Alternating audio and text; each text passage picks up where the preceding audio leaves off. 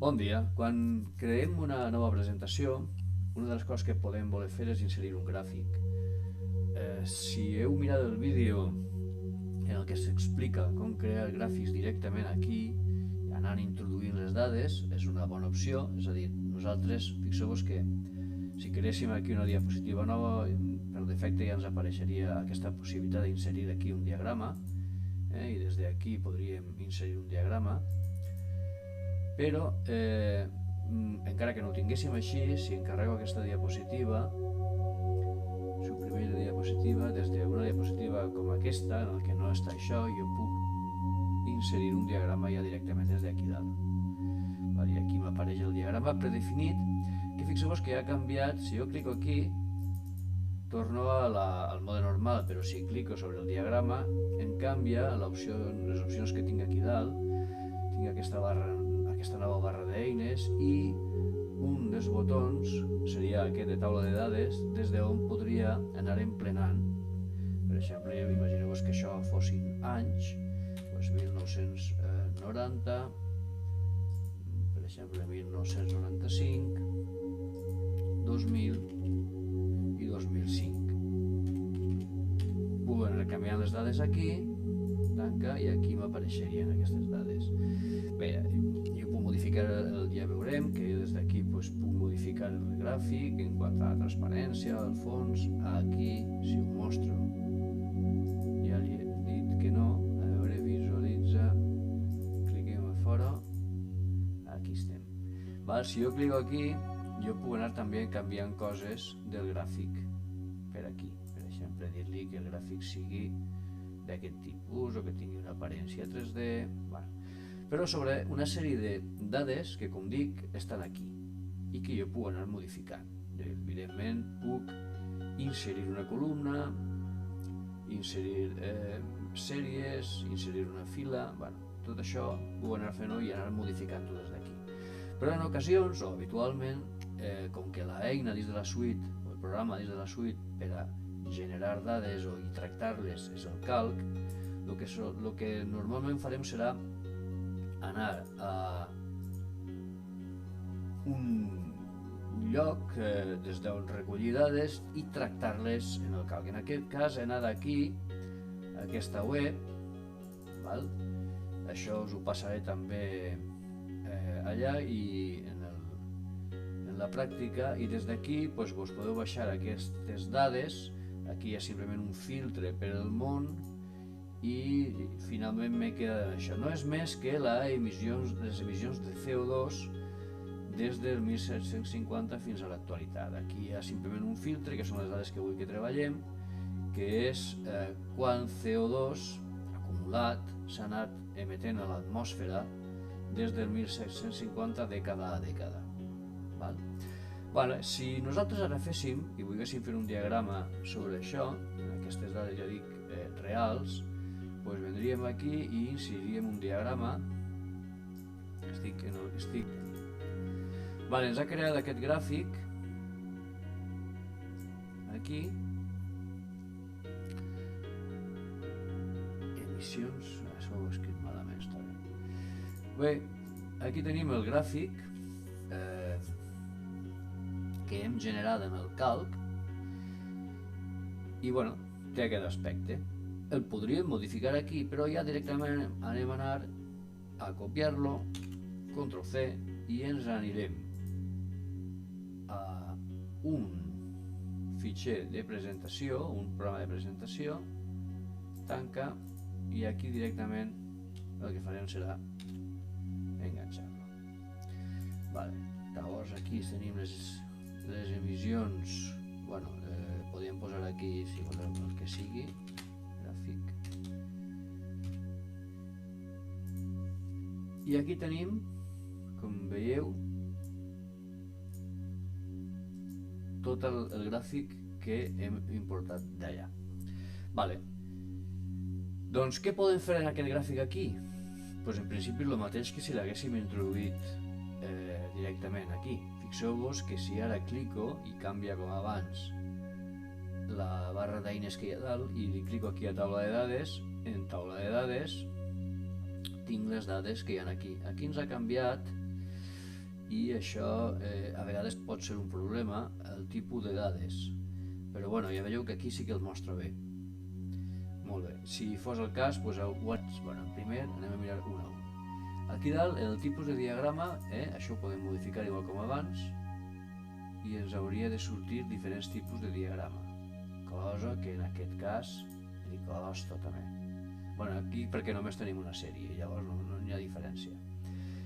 L'aparença sí que canvia, li podem posar 3D, simple o realista. Podem posar-li, si voleu, realista. Li podem modificar les barres aquestes en cilindre, cono, li costa reaccionar, piràmide. En principi aquests serien el més habitual fer-ho en una barra. Després, els elements, tenim el títol, que és el que hem posat aquí dalt, i podem posar-hi un subtítol, per exemple, des de 1750 fins al 2020. Lo de la llegenda és aquesta que estava mostrant-nos aquí abans, acumular de CO2 seria el nom de la sèrie, i que podem anar canviant-lo, posant-lo a la dreta, posant-lo a l'esquerra, inferior o superior, i dient que superposi o no. Si el posem a la dreta dient que superposi queda així, que en aquest cas no quedaria bé, però sí que li podem posar superior i que superposi, que bueno, tampoc passa res. Ara aquí li podríem posar els títols, tenim els eixos, però com allà no els hem posat, li podem posar aquí un títol a l'eix que en aquest cas serien, per exemple, els anys. Encara que aquí ja ho té. I aquí, per exemple, no sé, tones mètriques, no sé què seria exactament el que s'estava, la dada que mostrava allà, però la podríem posar el títol a l'eix I, evidentment ara ens apareix, i aquí posaríem emissions de CO2 en, ja està, CO2, anem a posar, sí, no sé, tonelades mètriques, jo què sé, per dir alguna cosa. Aquí teníem aquests números, mira, ara ja se'ns ha posat bé, ha vist que no cabien, i aquest títol que fa per aquí, a fora. Llavors, i al posar-lo, mostra la llegenda a la dreta, a veure, i així, veus? Així ja es posa els números inclinats. Aquí, en aquests números d'aquí, si cliquem sobre ells, vegeu que aquí els números podem agafar i no donar-li el format d'origen, sinó donar-li un altre, posant-li el punt decimal com a mínim, perquè si no això surten aquí els numeracos. Aquests estan bé. Després, l'àrea del gràfic la podem també posar-hi un mapa de vist, podem posar-hi un degradat, i aquí, com abans, t'apareixen en el degradat els dos colors a partir dels quals tu pots fer el degradat, i després el tipus de degradat, aquest que així. Que poca gràcia tinc. La transparència, si vols posar-hi una certa transparència, aquí per exemple, si a la diapositiva, tornem-hi allà, li poséssim un fons degradat fàcil de llegir i queda millor. Li podem posar línies de graella, més o menys, aquí tampoc interessa, aquesta tampoc, perquè ja estan els anys marcant-ho. I què més? La línia que l'envolta, podem posar-hi una línia d'un gruix i d'un color, si ho volguéssim. No sé. Llavors, ara què és el que més podríem fer aquí? Si volguéssim, per exemple, canviar-li el tipus de lletra a aquest d'aquí, en teoria aquí no estic en el lloc que toca. A veure, és tot a base de doble clic. Aquí, números, pues podria agafar la lletra tipogràfica i si vull que això m'aparegui una mica més gran, pues vaig a dir-li, per exemple, 12. D'acord. I en teoria, ahí tenim una mica més grans. I aquests d'aquí sota, Verdinda 12, i ja està. Si volguéssim format de títol principal, sí, tindria que ser per aquí, de títol principal és aquest, correcte. Pues ara vaig a agafar un color de la lletra gris i en una transparència del 25 per canviar-li coses, jo què sé. I la lletra tipogràfica, pues aquesta, la de Linux, i 18. D'acord. I no ha fet res. Sí. Emissions de CO2 acumulades per dècada. Vale. Bueno, però així vas canviant les coses. Ara, una altra cosa que es podria fer seria canviar la sèrie. Si jo clico aquí, format a la sèrie de dades, àrea,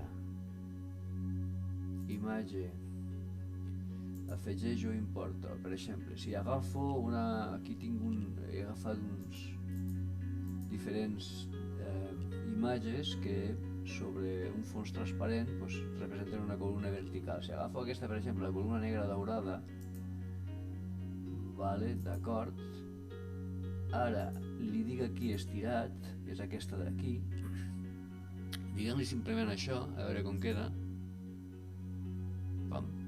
Representat, que és més o menys el que deia aquí, aquesta imatge en una columna, que això em sembla una marcianada, però bueno, en fi, a la gent li agraden aquestes coses, doncs endavant.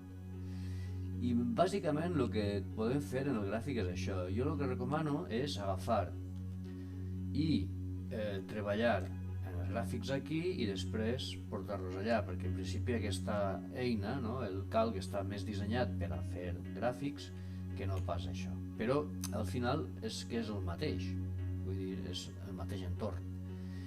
I d'aquesta manera tindríem un gràfic. Bueno, una mica confús el vídeo, però així sobre la marxa, però ja està.